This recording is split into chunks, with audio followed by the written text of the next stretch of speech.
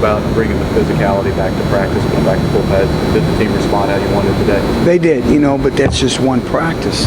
And, to play a good football game, to perform up to our standard and expectation, it's a building up process, all the way throughout the course of the week, and then obviously a great quality of opponent in Auburn. But I thought it was a very, very good and very productive start to the week. You choose your words carefully. When you say words like soft and then use Club 90, I'm sure that's there to motivate. Have you seen that work with some of the guys, especially the offensive line? Well, if you take great pride in your performance, it should. And, our kids understand the standard and the expectation. And I like their workmanlike mentality. And I think when you have a relationship with your players like that, it's part of our job to motivate them. But also, it's a standard and expectation by which we're going to play football here. And that's the standard of our football program. How challenging is it for you at this point in the season to want to go out and ones against ones, full pad, then you risk injuries? How do you balance that as a coach? Well, it is a balancing act, and you have to get your quality reps. You have to get your game speed repetitions, but also, you have to prepare for your opponent and their schemes and their different looks that they give you.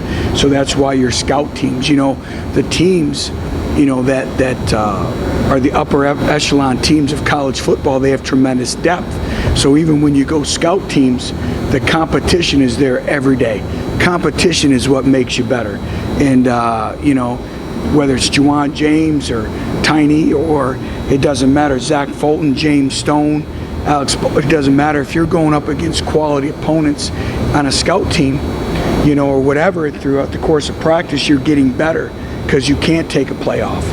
But also depth in terms of if you're not ready to go, next man in. And that's something that we're building here. But, I think our scout team did a good job as well today. But like I said, that's one of a few more that we need to prepare to play our best game on Saturday. Coach, Tommy Thickner was at Auburn last year. I don't think y'all really have that coming back around. What was it about him that made you decide to bring him aboard? Well, first of all, I've had a tremendous amount of respect for Tommy Thigpen as a person and as a football coach. And I knew him a little bit, but also there's some individuals in this business that you have a tremendous amount of respect for. And he came extremely highly recommended. And I thought he fit into the dynamics of our staff. Everything, is about a family, and everything is the ability to work together. And we spend much more time together as a coaching staff than we do with our wives and our children and our families.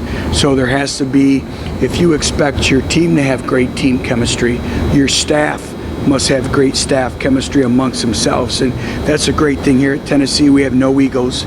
We all work together. We're all in it for one cause, and that's for Tennessee. And he's been a great addition to our staff here. Coach, you let Josh Dobbs speak with the media today. Did you give him any last-second pointers before you sent him out here? No, we felt he was ready. All of our freshmen go through media training, but it's just like practicing a game. You don't really know until you really get into it. But, I thought it was time. And he's an individual that we thought from a maturation standpoint could handle it. Do you think he'll benefit by playing in front of the home crowd where he can really get some confidence going? Well, it's up to us to create our own confidence. And, I think just, the routine and being in Neyland Stadium, obviously our great fan base and fan support, but it's just like going on the road. We have to create our own energy. We have to, create the momentum. We have to be able to get our fans involved, but really we have to take care of what we can control, and it's our preparation this week and how we play the game in terms of discipline and fundamentals, and for Josh, managing the offense and taking care of the football. Do you feel like you guys are as prepared as any team in the country to face another running quarterback, another set of backs that are that speedster? I don't know if you're ever prepared for them. Extremely talented, great team speed, and obviously, we haven't performed very well, against a running quarterback. So it's a great challenge for us, and that's where, they challenge you because, again, a lot of people think spread offense is like I said, it's every individual, every team is defined differently, and everyone has their own definition of what a spread offense is. But, they can pound you, they can throw the football. Their quarterback's dynamic. They have great team speed.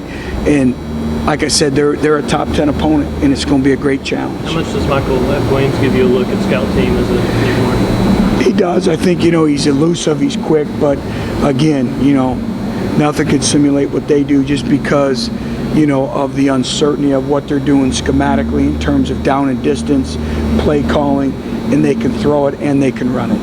How would you describe the job that Tommy has done this year? You've got 2 converted safeties, you have the linebackers that continue to turn in big plays.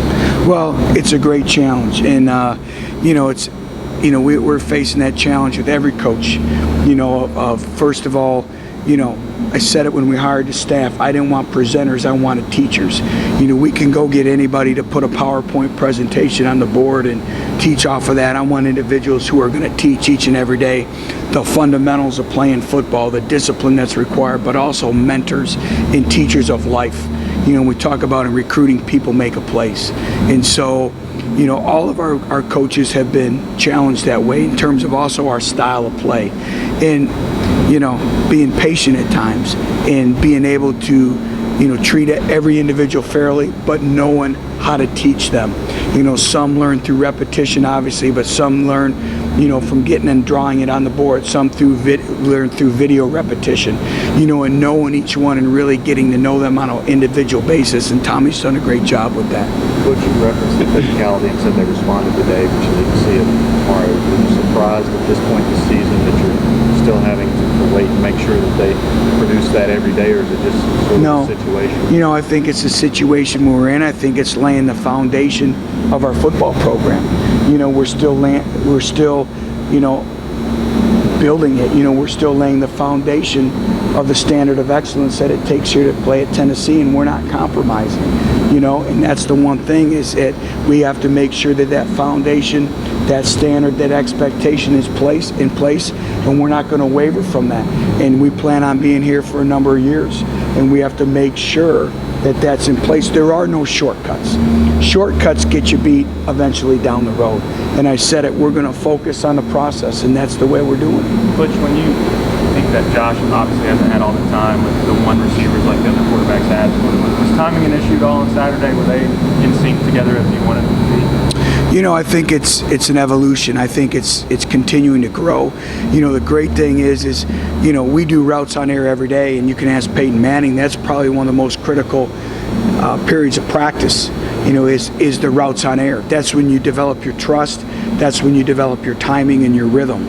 And so, he's been going through that all year, but, now all of a sudden you put a live rush in front of you, and you have to make quick decisions. You have to go from different region, your progressions from 1 to 2 to 3 to get the ball in the check down, to making a decision to run the football or throw it away. And playing quarterback is the most difficult thing in all of sport. And the only people who really, truly understand it is the individuals that have played quarterback. Because it's split-second decisions. It's playing instinctively. It's being extremely cerebral. There's a lot to go in it. You have to make a split-second decision in 2 seconds. Of getting the ball, setting up, going from progression 1, 2 to 3, taking care of the football. And it's something that you only really learn it through repetition. And, really, we're in a situation where we're on our 3rd quarterback of the season, and it could have been, and Riley's one snap away. It's great to have Nate Peterman back, but there's so much that goes into playing the quarterback position. Could be your second stringer right now, or are you still evaluating that? Still evaluating. Which I guess is a no-brainer that Auburn's going to bring speed. I mean, just based on what you saw Saturday in Missouri and how the offensive line played, how do you prep them for knowing what's coming from them defensively, I guess? Well, it comes through film study. It comes with a great week of preparation, but it basically comes down to winning your one-on-one matchup. Football, I said, is the greatest team sport, but really it comes down to winning your one-on-one matchup. It's me against you, and it's having the fine details, the technique, the effort, the strain, the mentality, the physicalness that it takes, the mental toughness and the physical toughness. And there's a lot that goes into that, and it's working together. And, not only in the run game, but in the pass protection game as well. And they're good defense. I mean, they're very explosive. Thanks. Thank you.